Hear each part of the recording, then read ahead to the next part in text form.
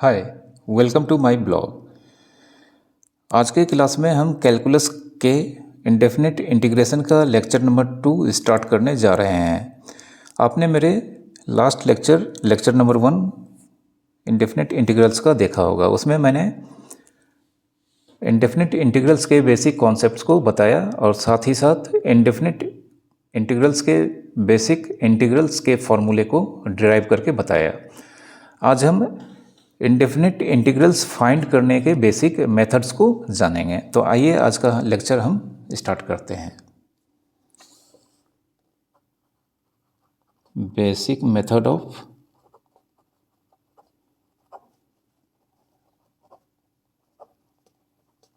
Indefinite integrals.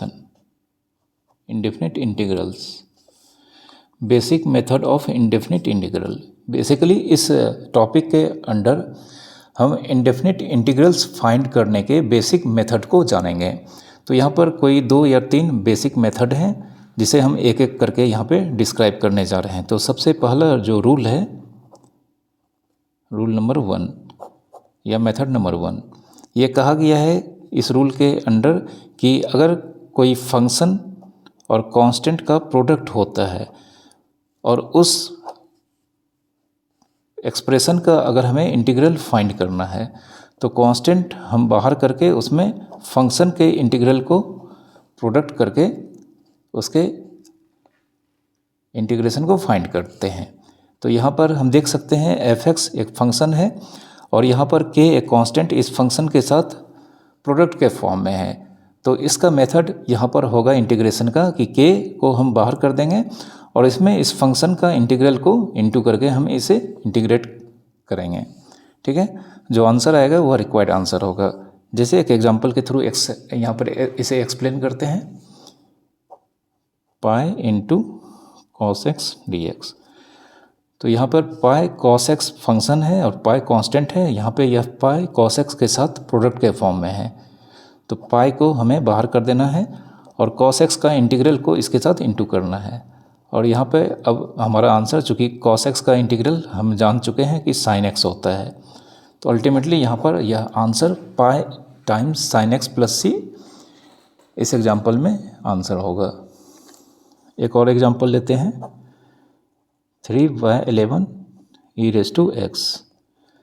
तो यहाँ पे e⁻x फंक्शन हो गया और इसके साथ 3/11 प्रोडक्ट के फॉर्म में है। तो अगेन 3/11 इसे हम बाहर रखेंगे और इसके साथ ex का इंटीग्रल को यहाँ पे इसके साथ मल्टीप्लाई करेंगे।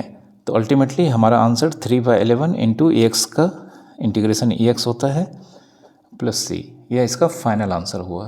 ठीक है, तो फर्स्ट रूल के अकॉर्डिंगली यहाँ पे आपको याद रखना है कि किसी भी फंक्शन का हमें इंटीग्रेशन निकालना है और अगर कोई कांस्टेंट उसके साथ प्रोडक्ट के फॉर्म में है तो उस कांस्टेंट को बाहर करके फंक्शन के इंटीग्रल को उसके साथ मल्टीप्लाई करके हमें प्रोसेस को आगे बढ़ाना है। रूल नंबर 2, सबसे पहले कॉम्बिनेशन ऑफ फंक्शन, इसका इंटीग्रेशन कैसे फाइंड करते हैं। ठीक ना, इस रूल में यह डिस्क्राइब किया गया है कि किसी भी कॉम्बिनेशन ऑफ फंक्शन के इंटीग्रल को कैसे फाइंड किया जाता है। तो कॉम्बिनेशन ऑफ फंक्शन यह क्या होता है कि 2 और मोर देन 2 फंक्शंस अगर एक दूसरे से प्लस और माइनस साइन के थ्रू अगर अटैच्ड होते हैं तो उसे हम कॉम्बिनेशन ऑफ फंक्शन कहते हैं। जैसे यहाँ पे इस एग्जांपल में f(x) minus p times gx minus a times hx plus so on. तो यहाँ पर यह overall expression combination of function कहलाता है। अब चूंकि यहाँ पे वेरिएबल ऑफ इंटीग्रेशन x है तो यहाँ पर सारे फंक्शन के वेरिएबल भी x ही हैं और हर 2 टर्म जो कि फंक्शन से सेपरेटेड है उसे सेपरेट करने के लिए आपको याद रखना है सिर्फ और सिर्फ प्लस या माइनस साइन होना चाहिए। तो यहाँ f(x) और gx के बीच माइनस है, फिर gx और hx के बीच प्लस है और आगे भी इस तरह से यह और भी बहुत सारा टर्म इसमें हो सकता है। तो ओवरऑल यहाँ पर यह कॉम्बिनेशन ऑफ फंक्शन का इंटीग्रल हो गया। रूल्स बोलता है कि यहाँ पे कॉम्बिनेशन ऑफ फंक्शन का इंटीग्रल एवरी फंक्शन का इंडिविजुअल इंटीग्रल का कॉम्बिनेशन होता है। एवरी फंक्शन का इंडिविजुअल इंटीग्रल का कॉम्बिनेशन होगा। तो पहला फंक्शन f(x) का इंटीग्रल फिर कॉम्बिनेशन के लिए नेक्स्ट टर्म का साइन माइनस है तो हम यहाँ में माइनस लिखेंगे। अब यहाँ पे p इंटू है तो p फंक्शन नहीं है बल्कि एक कांस्टेंट है तो यह बाहर हो जाएगा अकॉर्डिंग टू फर्स्ट रूल, और इंटीग्रल सिर्फ फंक्शन g का होगा। थर्ड टर्म में यहाँ पे प्लस a कांस्टेंट होने के कारण फिर से बाहर हो जाएगा और hx का इंटीग्रल, ठीक है, एंड सो ऑन। तो यह इंटीग्रल्स का कॉम्बिनेशन में कन्वर्ट हो गया। जैसे एक example 3 cos x minus 7 sin x plus 2 x square plus 7।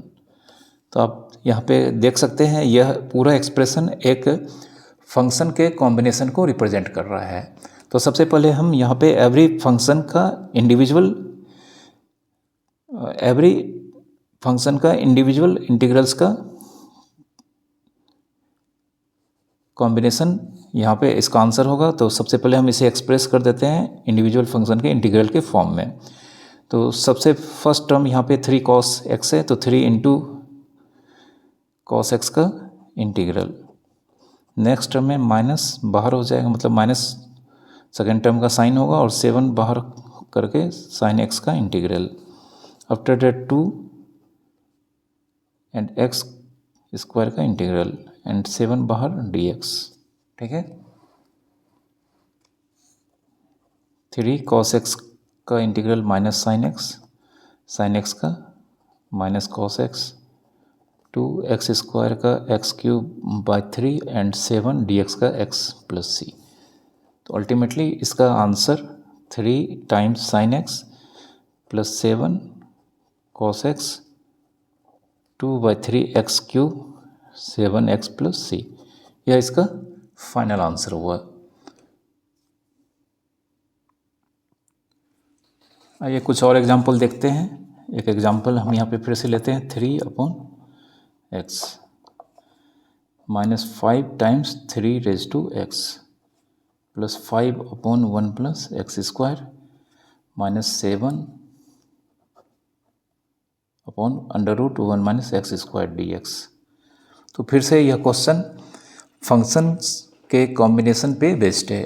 तो सबसे पहले हम एवरी टर्म का इंडिविजुअल इंटीग्रल्स के फॉर्म में इसे एक्सप्रेस करते हैं। तो सबसे पहले यहाँ पे 3 आउट हो जाएगा, बाहर हो जाएगा पहला टर्म में, और यहाँ पे 1/x रिमेन्स इंटीग्रल इसका होगा। दूसरे टर्म में 5 को हम आउट रखेंगे और 3 रेज टू x का इंटीग्रल, 5 बाहर हो जाएगा और यहाँ पे 1/x स्क्वायर का इंटीग्रल। नेक्स्ट टर्म में 7 बाहर हो जाएगा, 1/√1 माइनस x स्क्वायर का इंटीग्रल, ठीक है। तो यह एवरी फंक्शन का इंडिविजुअल इंटीग्रल का कॉम्बिनेशन यहाँ पर हो गया है, इसे मैंने एक्सप्रेस कर दिया। अब सिर्फ जो बेसिक फार्मूला फर्स्ट लेक्चर में मैंने आपको पढ़ाया है वह यहाँ पे अप्लाई करना है। तो 1/x का इंटीग्रल लॉग मॉड x होता है, 3 रेज टू x का 3 raise to x upon log 3 होता है, 1/1 प्लस x स्क्वायर का इंटीग्रल tan इनवर्स x होता है, और 1/√1 माइनस x स्क्वायर का इंटीग्रल साइन इनवर्स x होता है। तो यह इसका अल्टीमेटली फाइनल आंसर हो गया, ठीक है।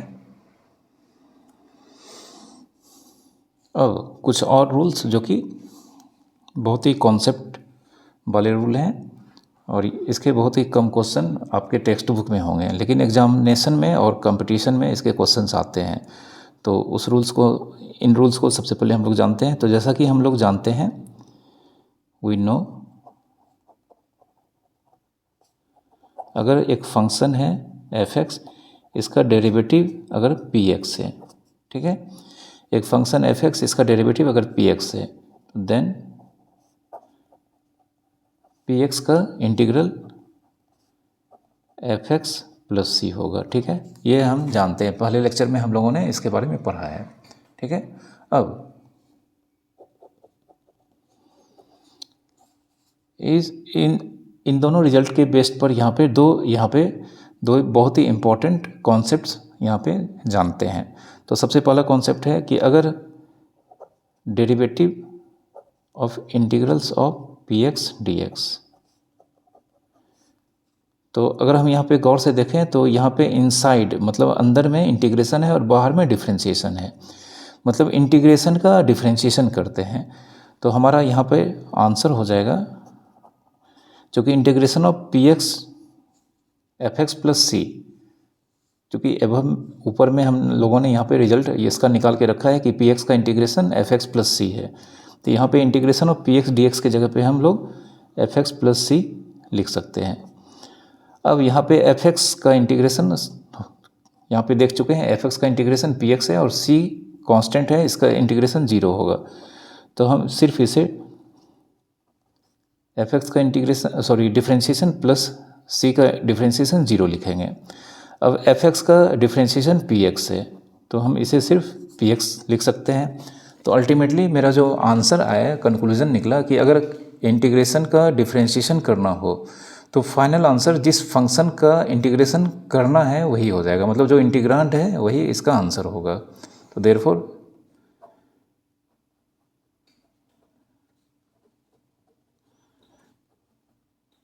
ठीक है, इसे आपको याद रखना है। Differentiation of integral P x D x, answer P x. ठीक है, जैसे एक एग्जांपल हम लेते हैं।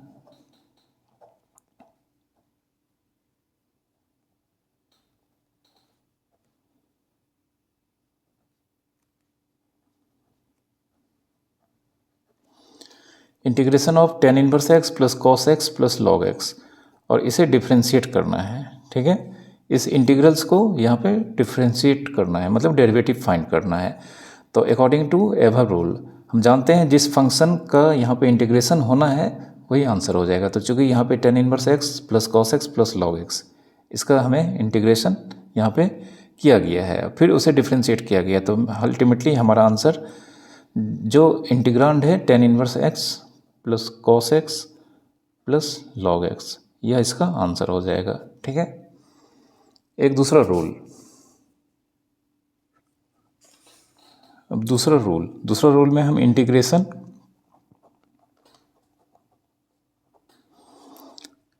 इसे अगर हम गौर से देखें तो इस बार इंटीग्रेशन बाहर है और अंदर में डिफ्रेंशिएशन है, यानी कि अगर डेरिवेटिव का इंटीग्रल फाइंड करना है, डेरिवेटिव अंदर में है, इस डेरिवेटिव का इंटीग्रल फाइंड करना है, तो हम इसे D F x by D x, हम इसे एज्यूम कर चुके हैं कि एफ एक्स का डेरिवेटिव पी एक्स है। ठीक है, अब फिर से पी एक्स का डेरिवेटिव, पी एक्स का इंटीग्रल एफ एक्स प्लस सी होगा। ठीक है, पी एक्स का इंटीग्रल एफ एक्स प्लस सी अभी हमने रिजल्ट निकाल के रखा है। ठीक है, तो देयरफॉर अल्टीमेटली जो यहाँ पे कॉन्सिक्वेंसेस यहाँ पे सामने आए हैं वह यह हुआ कि अगर हमें इंटीग्रेशन करना है डेरिवेटिव का, तो जो फंक्शन यहाँ पे डेरिवेटिव के लिए जा रहा है वही फंक्शन इसका आंसर हो जाएगा, और इंटीग्रेशन होने के कारण यहाँ पे प्लस सी लिखना ज़रूरी है, मैंडेटरी है। ठीक है, इसका एग्जांपल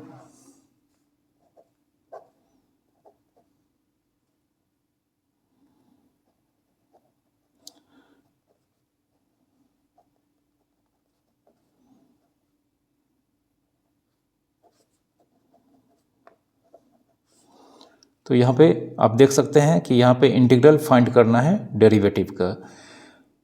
ठीक है, तो यहाँ पे जो आंसर होगा अकॉर्डिंग टू एवर रिजल्ट, जिस फंक्शन का यहाँ पे डेरिवेटिव निकालना जाना है वही इसका आंसर हो जाएगा। तो यहाँ पे log x plus cot inverse x plus 5 raise to x, इसका आंसर होगा log x plus cot inverse x plus 5 raise to x, और प्लस सी, चूँकि इंटीग्रेशन हो रहा है तो प्लस सी यहाँ पे लिखना ज़रूरी है। यह इसका अल्टीमेटली फाइनल आंसर हो गया। ठीक है, तो यह दो बहुत ही इंपॉर्टेंट रिजल्ट है, इस पर बेस्ड क्वेश्चंस एग्जामिनेशन में और कंपटीशन में आते हैं, इसे आपको अच्छी तरह से कर लेना है। कुछ और एग्जाम्पल देखते हैं। एक एग्जाम्पल है, इफ़ एक फंक्शन अननोन फंक्शन का डेरिवेटिव अगर हम मान लेते हैं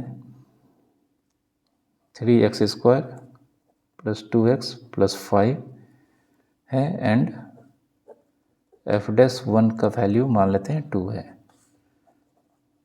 देन फाइंड एफ एक्स।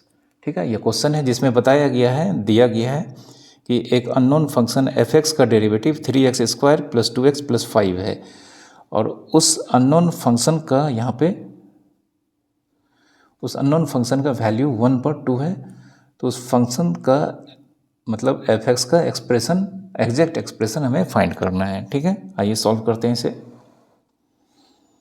तो since derivative of f x is equals to 3x² + 2x + 5। अब दोनों साइड इंटीग्रेट करते हैं, यहाँ पे दोनों साइड हम यहाँ पे इंटीग्रेट करते हैं, देखते हैं क्या होता है। अभी हमने तुरंत पढ़ा है कि यहाँ पे इंटीग्रेशन बाहर में है और अंदर में डिफ्रेंशिएशन है, तो हमारा आंसर जो फंक्शन डिफ्रेंशिएट हो रहा है वही हो जाएगा। और प्लस सी चूँकि हम जानते हैं हम RHS में भी इंटीग्रेशन को परफॉर्म कर रहे हैं, तो LHS RHS दोनों साइड सी लिखने की ज़रूरत नहीं है, बल्कि हम एक ही सी से काम चलाएंगे और यह सी RHS में ही रखेंगे। तो यहाँ पे 3x², 3 टाइम्स x² का इंटीग्रेशन, 2 टाइम्स x का इंटीग्रल एंड 5 टाइम्स dx। ठीक है, देयरफॉर हमारे पास अब एफ एक्स का value 3x³ 2 times x² 2 and 5x + c। यह 3 कैंसिल हो जाएगा, 2 भी कैंसिल हो जाएगा, तो अल्टीमेटली हमारा वैल्यू एफ एक्स का x³ + x² + 5x + c, जिसमें अभी भी हमारे पास c अननोन है। तो इस c को आइए फाइंड करते हैं। तो देयरफॉर इस क्वेश्चन में यहाँ पे अब हमारे पास एफ एक्स की value x³ + x² + 5x + c। ठीक है, अब चूँकि इसी क्वेश्चन में दिया गया है फंक्शन की वैल्यू 1/2 है। ठीक है, तो देयरफॉर हम एफ एक्स के प्लेस पे यानी कि फ्रॉम 1 यहाँ पे लिखते हैं, फ्रॉम 1 f1 = 1³ + 1² + 5 × 1 + c। अब f1 को हम यहाँ पर रिप्लेस कर सकते हैं 2 से, 2, तो यह 1, 2 और 5, तो 1, 1, 2, 5, 7 + c हो जाएगा। तो देयरफॉर यहाँ पर 2 - 7 = c होगा।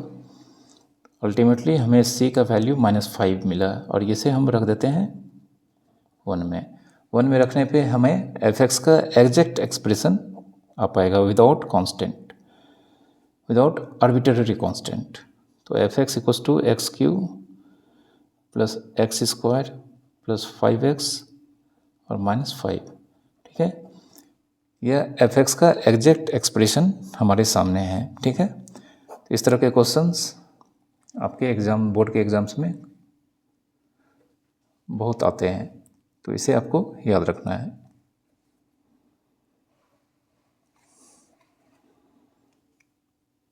तो इंडेफिनिट इंटीग्रल्स के यह बेसिक मेथड ऑफ इंटीग्रल्स या बेसिक मेथड ऑफ इंटीग्रेशन था। तो उम्मीद करता हूँ आपको ये सारे रूल्स अच्छी तरह से समझ में आ गए होंगे। हमारा अगला लेक्चर्स, जो भी कॉन्सेप्ट्स हमने लेक्चर 1 और लेक्चर 2 में बताया है आपको, उस पर बेस्ड ओनली क्वेश्चंस के लेक्चर्स आएंगे, जो कि लेक्चर नंबर 3 होगा।